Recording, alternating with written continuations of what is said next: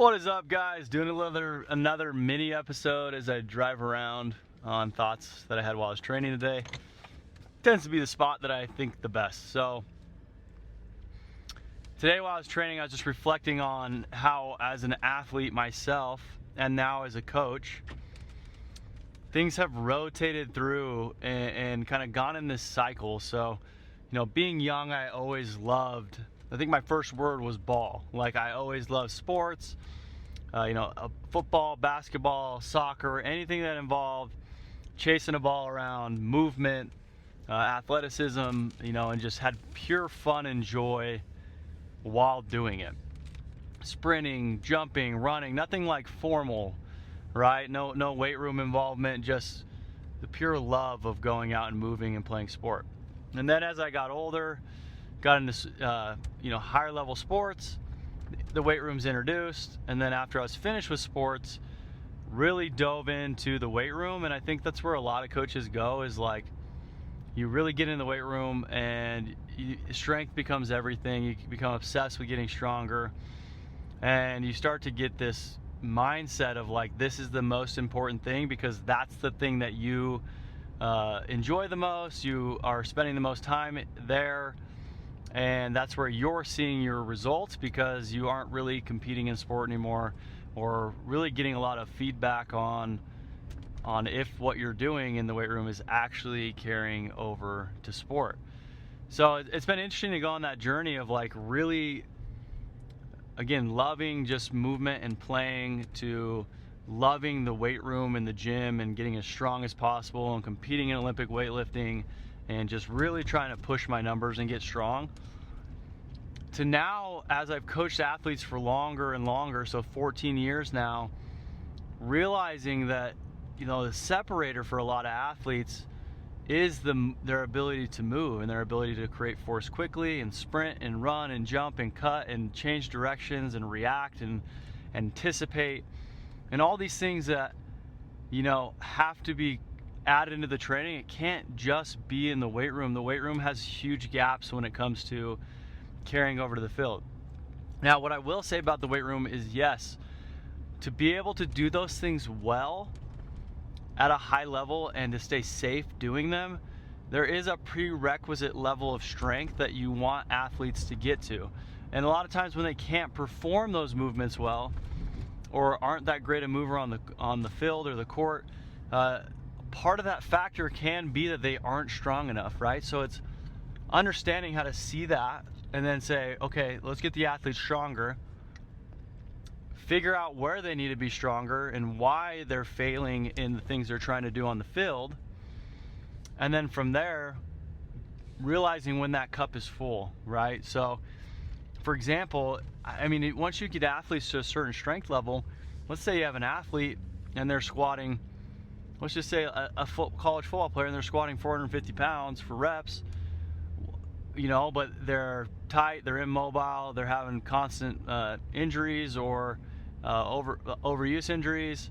They're not as fast on the field, they're not making plays, they're not anticipating, they're not able to get to where they need to go.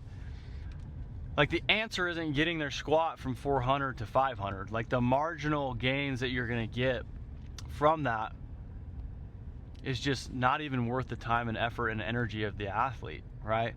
So it's figuring out and just getting an eye for, and this can be different for every athlete that you work with. So it's kind of understanding how to see that, but understanding that you need to be able to find the buckets that need filled the most. And a lot of times, as athletes get to the higher and higher levels, strength is, for the most part, not the huge limiting factor for most of them, right? So it's like, how do we set these athletes up to get better at all the things that matter on the field, get them faster, get them more reactive, all those things I talked about earlier. And include strength, yes, maintain strength, yes, but you don't need to keep pushing that and pushing that and pushing the strength side. And so it's interesting because in my own training, I've also been gradually moving over to that again, because I love golfing, I love tennis, I love pickleball, beer league softball, all of these things, pick up basketball. I want to be able to move and do those things at the best I can at my age, at 34.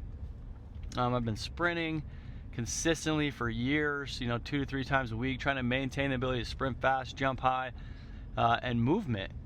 And that has served me so well and allowed me to continue to do things and almost get back to that like childlike enjoyment of sport, which I think is taken away from so many athletes because you play competitive, it gets hard, it's burnt, you kind of burn out, play at a high level, that ends, and then you stop training in a way that has carryover outside the gym, and then you're unable to do those things that you want to do. You're not comfortable going out and playing those sports anymore. You can't move as well, right? So then like there's so much enjoyment, quality of life, and benefits for sport as you continue, or just like movement at a high level as you continue to age. And I want to set my athletes up not only to perform their best in high school and college and middle school, but I want to set them up to also perform their best in their 30s, 40s, 50s. So teaching them the importance, focusing on the qualities that matter, helping them understand that like strength is important, but there's just certain buckets that need to be filled at different times. And yes, athletes need to be relatively strong to their body weight to be able to do these things well, but the weight room is not the king. The weight room is just a piece of that puzzle. And if you asked me that 8 years ago, I would argue with you till I was blue in the face. Like, I thought the weight room was the most important thing. But with the results we've been getting with our athletes, the enjoyment they're having in training, the health that they're having, the tissue tolerance they have from consistent sprinting and the type of training that we do, you're not seeing a ton of injuries anymore, on soft tissue injuries. So it's all just been like this really awesome outcome that I've just stumbled upon, and then it's also altered my own training to where I feel as capable at 34 as I was in my early 20s.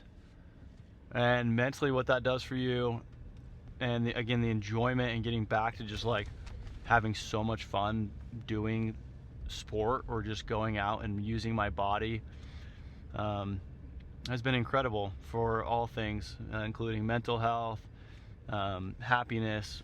So just thoughts that I had, I was going, because it's kind of like gone full circle, man. Like, enjoyed sport, played competitive sport, got stuck in the weight room, loved the weight room. That's all that mattered because you could see progress. And then had my eyes open to like, this isn't getting the best results for my athletes, and also for my own training. How much is it benefiting me? Like, yes, I still lift weights, but the end goal is not just to get as strong as possible in the weight room. It's to feel as good as I can when I go out to the track and sprint, or I go play a pickup basketball game, or I go play tennis. All these things that matter, and where the movement piece comes in, and having all these different foundations. So thoughts from today. Hopefully that was engaging for you guys. I would love to hear follow-ups, questions you guys have, whether you find yourself kind of stuck in that same loop of just kind of in the weight room but not really achieving what you want to achieve. Would love to chat about it with you guys, and appreciate you guys. So have a good one. Coach D out.